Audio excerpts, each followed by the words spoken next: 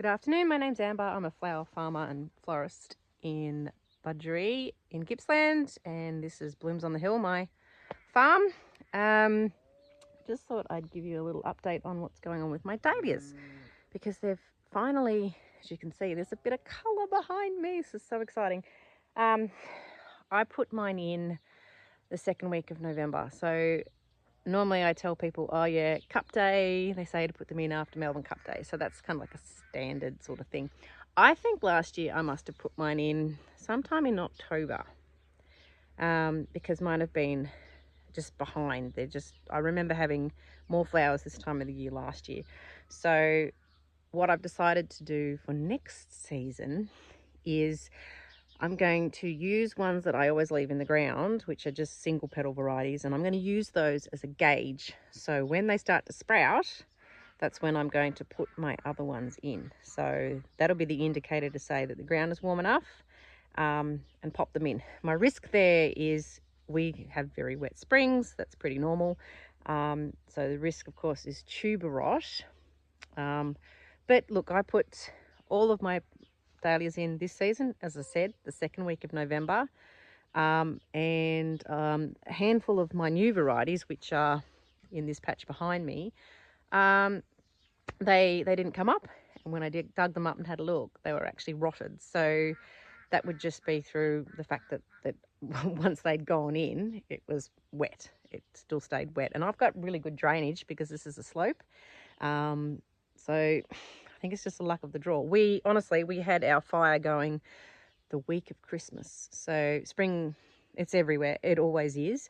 So, you know, it's sort of 6 of one, half dozen of the other. What do you do? Do you wait? Do you don't? But I only put them in that second week of November because it was raining the first week. But I was busting to get them in, and I just forgot that I think I did it October. So, but anyway, these are finally taken off. And it's nice because I've been keeping an eye on them and they haven't seemed to be growing, and then suddenly I just come out and they're bigger.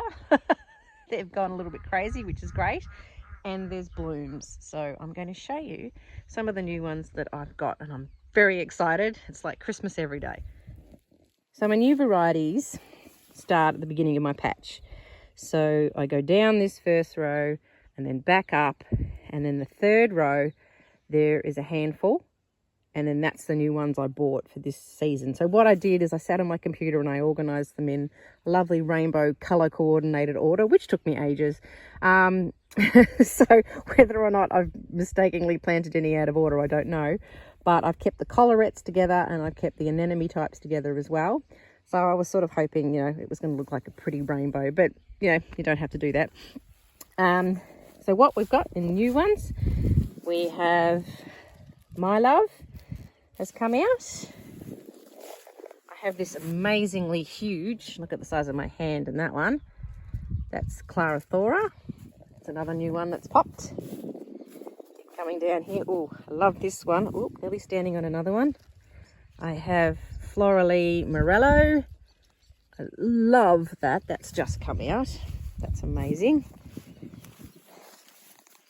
I have this one, which the plant next to it, which hasn't bloomed yet, is First Prize.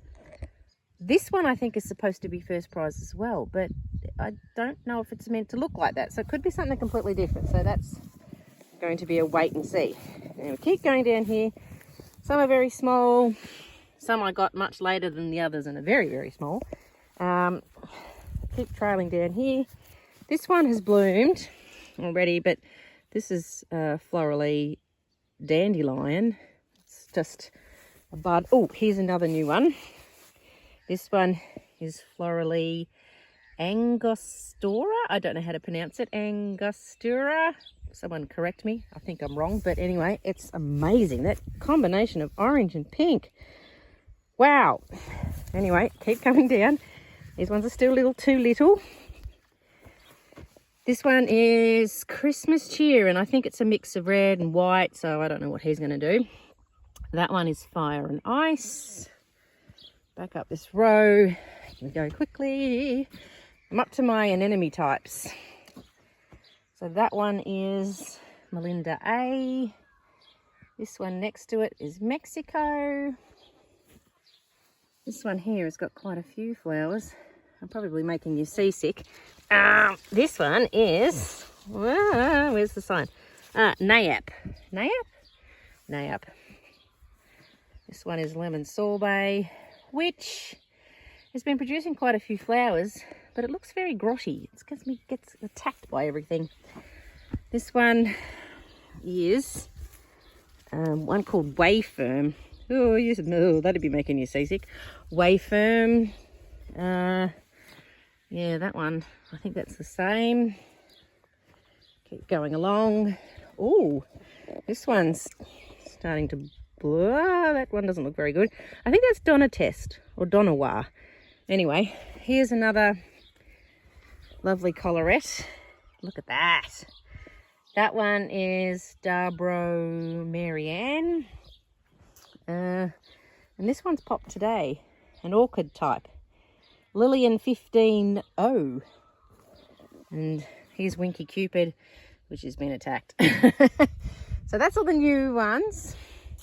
Other than that, I do have some seedlings for the rest. So the rest of these ones are seedlings. Some I have saved the seeds from. Others I've bought from a handful of different flower farms. There's one, my very first seedling in this row. Look at this, other than the bugs. How is that? Look at the beautiful golden tips on the edge of that pink, and look at that colour. So excited. And it has really large buds.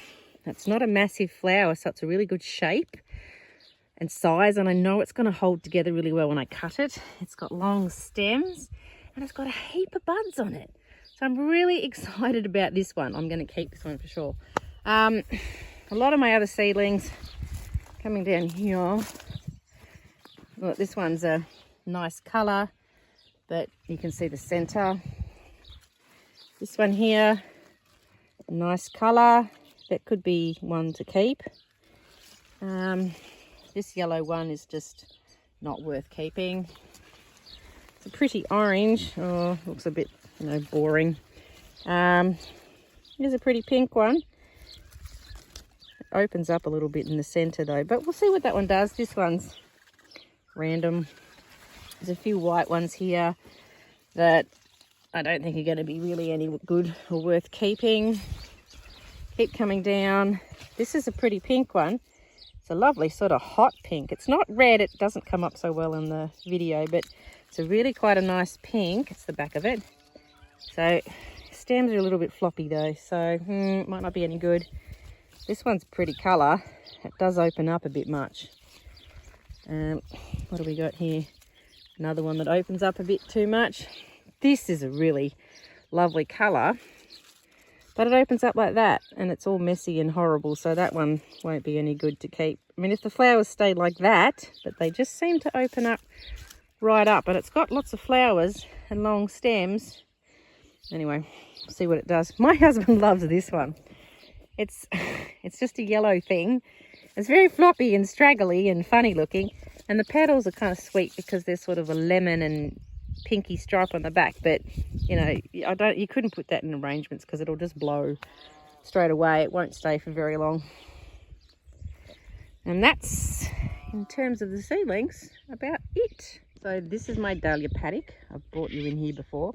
I have now got water in here. I have mentioned that before. So I've actually stood and hand watered these dahlias a couple of times. And I have to do like a section at a time. So there's 5 rows in a section. So they're about 50 meters long, and it's a tractor width. So my husband got in here and rotary hoed this up. I have actually been, if you can see the dirt surrounding the dahlia plants, I've actually weeded this first row. There's 2 rows over here. I've done right down the end today. Well, this one I did the other day. This middle 2 rows I've done about not quite a halfway down. So I've nearly weeded all of this, and I think it's going to help. Well, obviously it's going to help, but I've also fed all these plants seaweed. I said I wasn't going to do it, but I have, and I did it with a watering can, and it actually didn't take that long. I think it took me maybe 2 hours, but they really need it. Okay, they need a feed. There's another 5 rows in this section. So this one here you can see behind me, that's another 5. And then there's one more row. There is another large tractor row down there, and it's got, I think, sort of 1.5 rows of dahlias in it. And that's very full of weeds. There's some other bits and pieces in there too, like sunflowers and pointless stuff at the moment, but we'll get to that. So this is this first row again. They look an awful lot better now they're weeded. I wouldn't mind putting some weed mat down the middle, certainly like to get it tidier before I have any pick your own happening out here. This is the row I did today, and look, some of these are actually getting up and getting buds. That's Sweetheart. This row, first bit here, is all Sweethearts, and then it changes to whatever the next one is. I think Atlantic Jewels. They're getting up a little bit. There's other ones that are quite small, so they are way behind the others, even though they only went in a couple of days after them. So I think the fact that they've had less water and like only one feed, and the others haven't had any over there, you do need to water and you do need to feed, but it's just because logistically it's really hard work for me to do it, that's why it hasn't happened so much. So my plans for my pick your own, which will be in amongst all these dahlias, use your imagination, just pretend that there's, you know, 5-foot plants in here covered in flowers. I'm going to get my marquee set up over here, the one I take to markets, and a couple of my little tables, and put them over here. You come, you get given a bucket, which you can take home with you, and I can loan snips, or you could bring your own secateurs or snips, and then just be let loose and cut away. So basically it's just fill your bucket. So you probably wouldn't want to overstuff because you don't want to crush your flowers, but there's no limit on the number of flowers. Just fill up your bucket. It'll be a flat rate in terms of how much it is, and yeah, that's really it. There's some other things over there in that other row, as I said before. There's some sunflowers and there's some cosmos and a few other bits that, you know, hopefully get up as well, so you know, people would be welcome to cut from that as well. And that would be basically all. I'll probably have some set days, but I'll announce things on social media when they're up, and when those days are on, or you could potentially make a private booking. I haven't really decided yet because it's sort of got to fit in and around my crazy life, but I'm pretty flexible, so I think it will be really good. And the other thing is the Budgery Hall is just up the road where they have weddings. Great place for a wedding, by the way. Book your wedding for Budgery Hall, and people are welcome to use me to do their flowers because it's literally 2 minutes up the road.